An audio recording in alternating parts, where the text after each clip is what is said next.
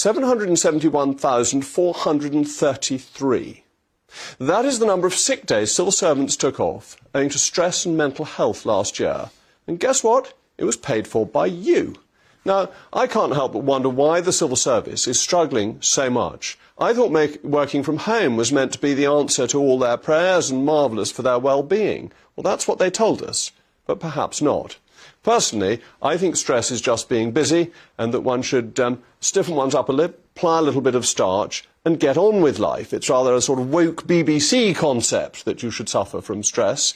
And I think the solution is to get off the sofa, leave the picket line of your own front door and get back into the office.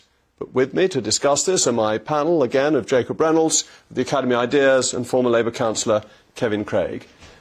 Kevin, don't you think they should pick themselves up, have a cup of tea and get into work? Well, I think, Jacob, and I would say, as well as being a former Labour councillor and parliamentary candidate, I have founded a successful multi-million-pound business, right? So I come at this from a different perspective as well. Now, maybe some of them in the civil service are still traumatised by the fact that you went creeping around putting notices, sorry you're out. And I was worried about you, quite frankly, Jacob, at the time. So maybe some of them haven't recovered from that. But it's efficiency. And they can't be that wet. Well, they just can't be. I put out 3 notices. Well, it was extraordinary, wasn't it? No, you've canvassed as a councillor. Many, hundreds of thousands What do you put through the door when people aren't there? Leaflets. Sorry you were out when I called. That's what I left on their desks. It was modelled on a sorry you were out campaign card. Yes. And I don't think that's too upsetting for people. OK. But look, the civil service, there is an interesting increase, I think, in society of recorded issues of mental health and stress. Not just in the civil service, you actually also get it in the private sector. So that is interesting. But, you know, in some cases, it's not surprising, given what civil servants have had to go through in recent years. I worry, Jacob, that stress has become the new bad back, and that there are people with mental health issues who need a lot of support and treatment, but that because stress has become a catch-all, that this is undermining the support available for real mental health distress and is being used by people who actually just don't want to go into work. Well, yeah, this is one of those stories that both kind of encapsulates a particular moment and also says something deeper about society at the moment. It encapsulates this sense that if you want anything done by the state, it's almost impossible to get it done, that there's a kind of unofficial sense of strike by lots of civil servants, and they just, whether for political reasons or because they just can't be bothered to turn up to work, stuff can't get done. But the deeper issue here is the way that right across society, as you noted, people are encouraged to interpret everyday kind of problems and stresses and issues that you have in your life through the prism of mental health. And that's not just related to work, that happens in education, it happens right across society, in sport, and everywhere. And this is a really serious long-term problem that we need to get a handle with. Why is it that people interpret everything through the prism of mental health? It used to be, perhaps slightly old-fashioned, you say stiff upper lip, but it used to be that you would consider yourself resilient enough to deal with the stresses that life throws at you. Now people take the opposite position. Yes, and I do get concerned about this. I see it with my children, that they're constantly being given lectures on mental health, to the extent you begin to think they're expected to have a mental health problem, and if they don't, that's slightly abnormal. Do you really feel like that? I think it is being, to Jacob's point, it's being made something that you are expected to have, rather than thinking that actually you have a responsibility to get on with life, and only if things are seriously wrong should you be seeking treatment or help.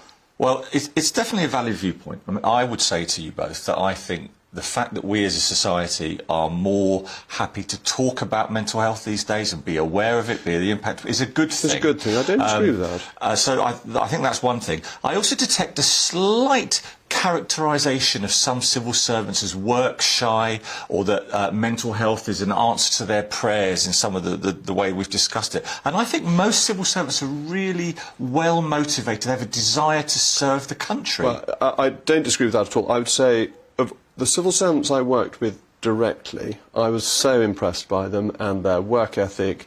And when I was leader of the House and COVID was taking off, they all wanted to do their jobs thoroughly, and most of them wanted to come in to do it. They thought that was important. So individually, I found a very strong work ethic. It's just collectively, why are absence rates so much higher in the civil service than in the private sector? Jacob?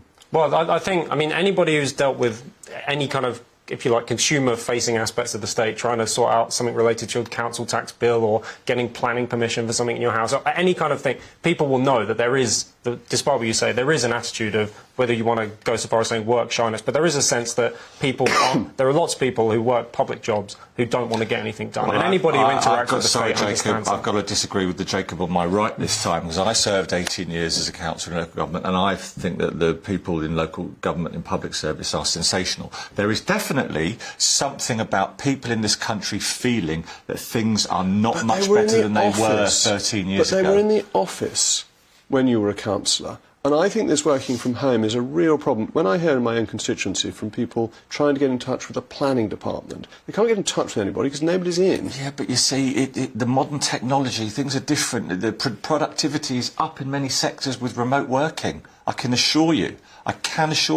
with the business that I founded, we've got 110 people across the country in different offices, and number one, I'd have a revolution on my hands if I tried to say 5 days a week now. People would just leave. But productivity is up. But it's quite interesting that both Facebook and Twitter man are getting people back. I forget his name. Trying to get people back into the office. Elon Musk. Yeah. That's right. He's quite famous. I ought to have remembered his name. But they're both saying that they need to get people back into the office. But it's undoubtedly. Credit to you, you managed to make that work. Look, for lots of businesses and lots of places where face-to-face interaction is important, that you need to have people in the office for building a sense of camaraderie. That is, I think, an issue in the civil service, perhaps, that people have lost that sense of public service ethos because they're no longer working kind of obviously and collectively for the common good. But if stress is rising when people are working from home, some of the problems that I've been discussing on this programme before about working from home are real, that there isn't that sense of companionship, of motivation that you get from physically being in an office. Now, that is definitely a fair point, especially if your living conditions mean you have to work from one room in a rented house. That can be very difficult.